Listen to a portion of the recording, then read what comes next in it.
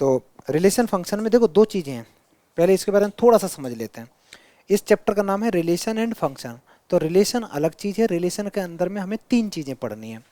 Relation के अंदर अभी लिखना मत, सिर्फ सुनना। रिलेशन में जो हमें मोटा मोटा पढ़ना, तीन चीज़ें पढ़नी। एक पढ़ना है बेटा रिफ्लेक्सिव रिलेशन क्या होता है, एक होता है रिफ्लेक्सिव होता है, एक सिमेट्रिक होता है, और एक ट्रांजिटिव होता है। तीन हमें ये पढ़ने हैं, इनके प्रूव कैसे करते हैं, है ना, कोई क्वेश्चन आता है। दूसरा टॉपिक है दैट इज फंक्शन। फंक्शन के अंदर में हमें दो चीज़ें पढ़नी, टाइप्स ऑफ फंक्शन, ये टाइप्स ऑफ रिलेशन है। फंक्शन में एक हमें पढ़ना है वन वन फंक्शन, और एक हमें बच्चा पढ़ना है ऑन टू फंक्शन। अच्छा, एक वन वन और ऑन टू जो दोनों होते हैं उनको बाइजेक्टिव बोलते हैं, तो वो पढ़ने होंगे कैसे होते हैं, क्या प्रूविंग है इनकी। ठीक है, अब हम लोग स्टार्ट कहाँ से कर रहे हैं, बिल्कुल बेसिक से, यहाँ से ना करके हम लोग बिल्कुल बेसिक से करते हैं। कार्टेशियन प्रोडक्ट क्या होता है, इसको मैं एक एग्जाम्पल लेता हूँ। मान ले बच्चा कि मैंने मैंने एक सेट लिया, इफ ए इक्वल टू, मैंने एक सेट लिया। सेट तुम जानते ही हो, well defined collection of objects को ही सेट बोलते हैं। 1 2 3 लिखा हो करली ब्रैकेट के बीच में, तो हम लोग उसको सेट्स बोलते हैं। तो मैंने एक सेट ले लिया ए, ऐसे ही एक मैंने सेट लिया कोई बी, जिसके अंदर में सिर्फ और सिर्फ एलिमेंट्स हैं 2 है और 3 है। 2 3 ना करके मैं कर दे रहा हूँ पी एंड क्यू कर दे रहा हूँ। मेरा एक सवाल है, मैंने तुमसे पूछा कि ए क्रॉस बी बताओ, और सेकंड सवाल मैंने पूछा कि बी क्रॉस ए बताओ। बड़ा आसान। अगर मैंने ए क्रॉस बी पूछा है तो इसका मतलब है कि ये एलिमेंट है, इसको पहले समझना। ये तुम्हारे हो गए एलिमेंट्स, तो इसका कनेक्शन तुम्हें इसके साथ बनाना। तो वन का एक बार तो वन का पी के साथ लिखोगे, 1 कॉमा पी, 1 कॉमा क्यू, आगे बोलो बच्चा, 2 कॉमा पी, 2 कॉमा क्यू, इतना हो गया। अब 3 कॉमा पी और 3 कॉमा क्यू। अभी बात खत्म नहीं हुई, ऑर्डर्ड पेयर पूछे थे ना, तो वो भी एक सेट होता है। करली ब्रैकेट लगा दो। करली ब्रैकेट कभी भी लगाओ तो उसके अंदर में जितने एलिमेंट्स दिखते हैं उतने ही होते हैं, उसके अलावा कुछ नहीं होता है। ठीक है बेटा, फिर से सुनो। कहीं मैंने लिखा 2 3, एक जगह मैंने लिखा 2 3, और एक जगह मैंने लिखा 2 3। इन तीनों में काफी अंतर है, इन तीनों में काफी अंतर है। पहले वाले की मैं बात करूं तो पहला वाला ये कह रहा है कि यहाँ पे 2 लिखे, यहाँ पे 3 है, और यहाँ ओपन ब्रैकेट लगा हुआ है। ओपन ब्रैकेट का मतलब ये होता है कि ये 2 और 3 एक्सक्लूडेड है, तो ये नहीं हो सकता, ये नहीं हो सकता। लेकिन ये बीच में कितने नंबर है, इनफाइनाइट में मैनी नंबर्स बीच में लाई कर रहे हैं। सेकंड वाले की बात करूं तो सेकंड वाला ये कहता है 2 है तो यहाँ डार्क करो, 3 है तो डार्क करो, और बीच के भी है। ये कहता है कि इसके अंदर सिर्फ दो एलिमेंट हैं, दैट इज 2 एंड 3।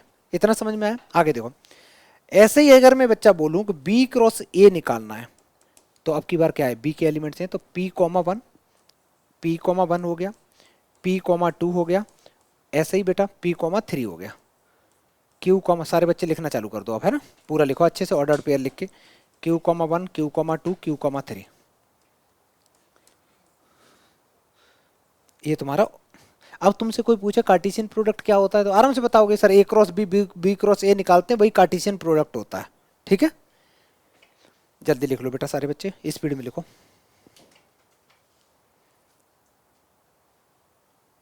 देखो, हेडिंग तो लिख ली बेटा, relation from set A to B. Relation क्या हो सकता है, तो रिलेशन में क्या है, अभी तुमने ये मैं जाना कि सेट ए से बी में ऑर्डर्ड पेयर बनाना जानते हो ना, 1 comma P, 1 comma Q, 2 comma P, 2 comma Q, ऐसे बनाते हैं। कहता है सेट लेट ए और बी, तुम्हारे पास दो नॉन एम्प्टी सेट हैं। नॉन एम्प्टी का मतलब वो नहीं, फाइव वाला नहीं होना चाहिए, ठीक है, कुछ एलिमेंट्स उसके अंदर होने ही चाहिए।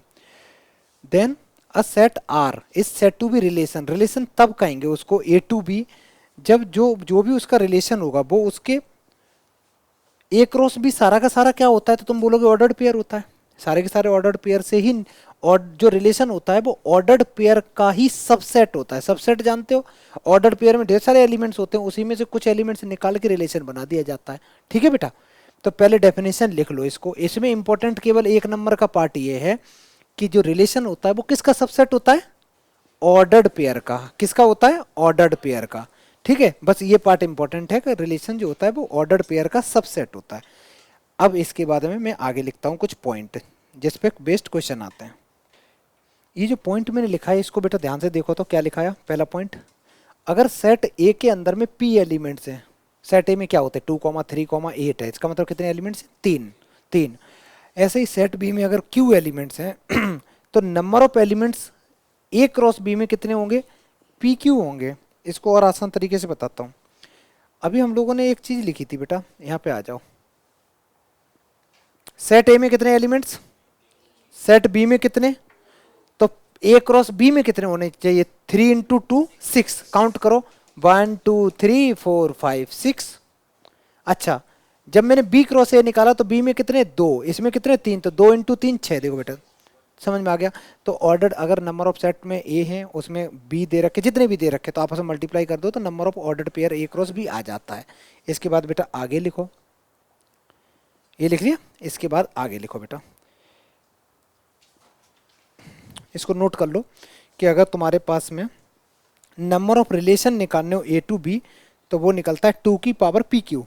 और पी क्या होता है, number of elements present in set A, और क्यू होता है number of elements present in set B. ठीक है, ये लिखो। अब मैं एक क्वेश्चन लिख रहा हूँ, उसका आंसर करो सारे बच्चे। सबसे पहले वाली ले बेटा, ये वाली,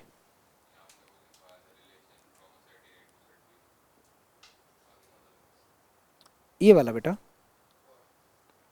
यही तो है। जल्दी लिखो,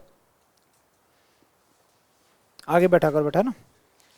अच्छा ये लिखा। अब इसके बाद सारे बच्चे एक क्वेश्चन नोट करो। पहले अच्छे से क्वेश्चन लिख लो बेटा, फिर मैं कराता हूं। देखो ये क्वेश्चन में क्या कह रहा है, ये क्वेश्चन में कह रहा है कि तुम्हारे पास में एक सेट, बेटा सुन लो अब ध्यान से।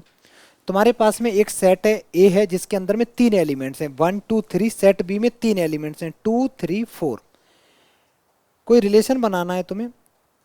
अब इस चीज को पढ़ते कैसे हैं, इसको रीड करने का तरीका ये रहता है। आर का मीनिंग रियल नंबर नहीं है, आर का मीनिंग है रिलेशन। रिलेशन अगर यहाँ पे लिखा हो ए कॉमा बी, इसका मतलब है ए और बी के बीच में रिलेशन है। अगर यहाँ लिखा हो एक्स कॉमा पी, तो एक्स और पी के बीच में रिलेशन है। ठीक है, यहाँ कुत्ता बिल्ली लिखा हो तो कुत्ता बिल्ली के बीच में रिलेशन है। अब रिलेशन है क्या, कोलन लगने के बाद में जो लिखा होता है वो रिलेशन होता है। कोलन लगने के बाद जो भी लिखा है वो रिलेशन है। जैसे ए और बी के बीच में यहाँ रिलेशन क्या है, यहाँ रिलेशन ये है कि जो पहला नंबर है, जो पहला नंबर है उसमें अगर मैं 2 का मल्टीप्लाई कर दूं तो वो दूसरे नंबर के इक्वल आ जा रहा है। यही तो रिलेशन है कि जो पहला नंबर है इसमें बच्चा अगर मैं 2 का मल्टीप्लाई कर दूं तो दूसरा नंबर आ जा रहा है। ये रिलेशन हमें है। और ये ए और बी है क्या, ये ए है वो कैपिटल ए से बिलोंग कर रहा है, इसका मतलब कैपिटल ए मेरा ये सेट है। और जो बी है, स्मॉल बी है, वो कैपिटल बी से बिलोंग कर रहा है, इसका मतलब सेट बी है। याद करो क्लास 11th में सेट्स पढ़ते थे ना, तो वही चीज तो है ना। ये कौन सी फॉर्म दे रखी है, अगर सच में देखा जाए सेट बिल्डर फॉर्म की टाइप की दे रखा है ना बेटा। आगे सुनो, वहां पे हम लोग एक वेरिएबल पढ़ रहे थे, यहाँ पे दो दो पढ़ रहे हैं। तो हमें पहले तो ये प्रूव करना है कि ये एक रिलेशन है ए टू बी। पहले तो हमें ये प्रूव करना है। रिलेशन की सबसे बेसिक डेफिनेशन मैंने बताई कि जो भी रिलेशन होता है वो सबसेट ऑफ ऑर्डर्ड पेयर होता है, यही होता है। तो पहले तो एक काम करते हैं, वो रिलेशन किस, ए टू बी रिलेशन बोला है ना उसने, तो ए टू बी सारे बच्चे पहले फाइंड करेंगे। ए टू बी सारे बच्चे फाइंड करेंगे। कैसे करेंगे, बड़ा आसान। 1,2 1,3 1,4, 2,2 2,3 2,4, 3,2 3,3 3,4। समझ में आ गया। ऑर्डर्ड पेयर लिखो ना, क्या दिख रहा है बेटा,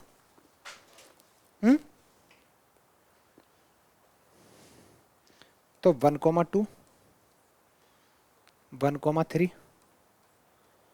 1,4। नेक्स्ट 2,2 2,3 और 2,4। फिर लिखेंगे 3,2 3, कॉपी नहीं करना खुद करो, 3,3 एंड 3,4। ये तुम्हारे पास में ऑर्डर्ड पेयर आ गए, जिसको हम लोग कार्टेशियन प्रोडक्ट भी बोलते हैं, है ना बेटा। कार्टेशियन प्रोडक्ट भी इसी को बोलते हैं। चलो ये तो मेरा सारा का सारा आ गया।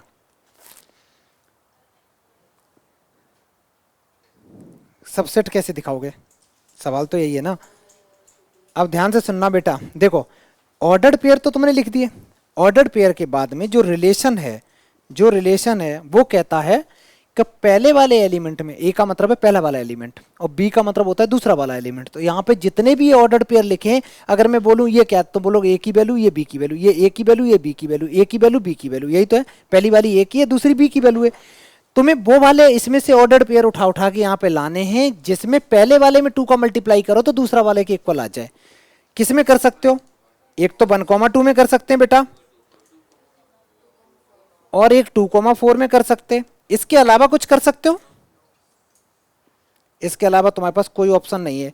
अब एक बात बताओ, ये जो तुमने किया है इसी से आया है ना, क्योंकि यही तो बन रहा है मेरा। अगर मैंने तो साफ साफ मैंने क्या किया, आसान तरीके से मैंने यहाँ से ऑर्डर्ड पेयर उठा लिए, अगर तुम यहाँ से ऊपर से भी उठाते तब भी यही बनते, कोई ऑप्शन ही नहीं था। ठीक है, तो देयरफॉर जो मेरा रिलेशन है वो सबसेट है ए क्रॉस बी का, ए क्रॉस बी का रिलेशन है। तो हम क्या बोले, hence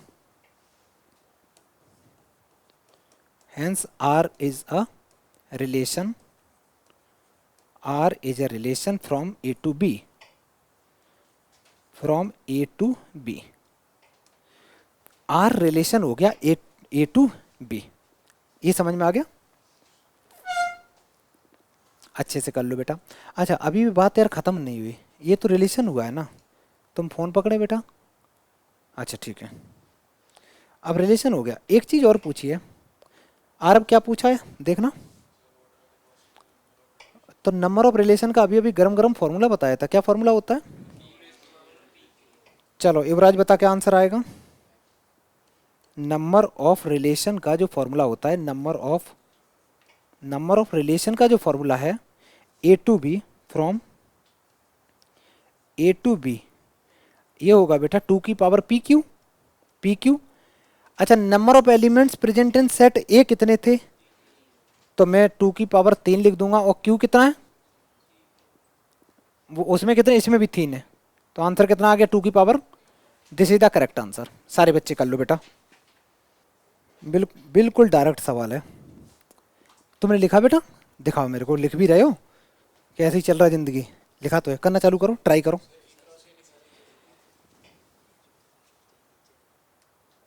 हाँ, तुम्हें तुम्हारा तेरा नाम जानते हैं?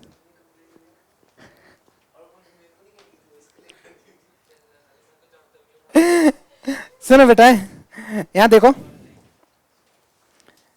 यहाँ देखो, तुम्हारे पास में सेट ए दे रखा है, कुछ रिलेशन दे रखा है, ठीक है। अब फिर से वही कहानी यार, तुम्हें क्या बोला इसने, इसको पढ़ने का तरीका बताओगे क्या है? किसके बीच में रिलेशन है? ए और बी के बीच में रिलेशन है। रिलेशन है क्या बेटा, कि जो 2 टाइम्स ए करोगे तो बी के इक्वल आ जाएगा। और ए और बी है क्या, ए और बी दोनों के दोनों सेट ए से बिलोंग कर रहे हैं। इस केस में 2 सेट तो दे नहीं रखे, तो एक काम करते हैं, सबसे पहले तो ऑर्डर्ड पेयर निकालते हैं। तो ए क्रॉस ए, जब ए की सेट गिवन हो तो हम ए क्रॉस ए निकालते हैं। तो ए क्रॉस ए निकालेंगे तो ये आएगा 1,1, 1,2, 1,3। फिर निकालेंगे 2,1,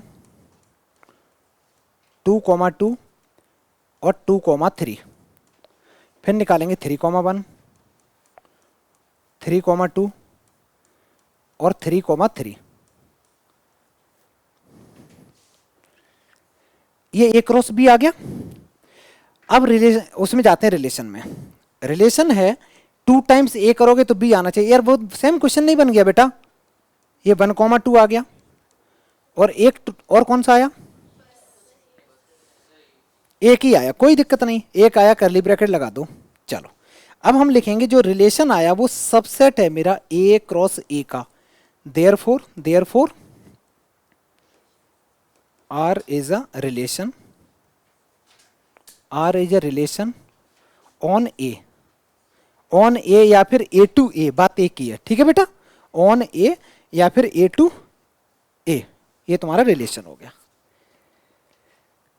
इसके बाद में पूछा है नंबर ऑफ रिलेशंस बताओ। नंबर ऑफ रिलेशंस का फॉर्मूला क्या होता है? नंबर ऑफ रिलेशंस का जो फॉर्मूला है वो है 2 की पावर क्या है बेटा? लगा दो जल्दी करो। अच्छा, पी की वैल्यू क्या है, तो ऐसे लिख दिया करो, number of relation equal to 2 to the power P Q. इस केस में पी की वैल्यू भी 3 है बेटा, और क्यू की वैल्यू भी 3 दे रखी है, तो 2 की पावर 9। 2 की power 9 is the correct answer. Solve करने की जरूरत नहीं है, सॉल्व करना एमसीक्यू में आएगा ना तो कर देना, वहाँ तो ऑप्शन चेक कर लेना, और ज़्यादा ही मन करे तो मल्टीप्लाई कर देना, लेकिन कभी कभी ये होता है ना ज़्यादा बड़ी पावर हो तो मल्टीप्लाई करने में टाइम वेस्ट मत करना, ठीक है बेटा। चलो आगे बढ़ते हैं। 12th क्लास में कोई भी क्वेश्चन अगर आता है, तुम्हारा आंसर आता है, हमें एग्जैक्ट पॉइंट में निकालने की कोई ज़रूरत नहीं, ठीक है, हमें फ्रैक्शन में आंसर छोड़ना है। एक चैप्टर है प्रोबेबिलिटी, तो प्रोबेबिलिटी में अगर मेरे पास में डेटा पॉइंट में गिवन है तो पॉइंट में आंसर छोड़ना है, फ्रैक्शन में गिवन है तो फ्रैक्शन में आंसर छोड़ना है, ठीक है। नेक्स्ट लिखो बेटा।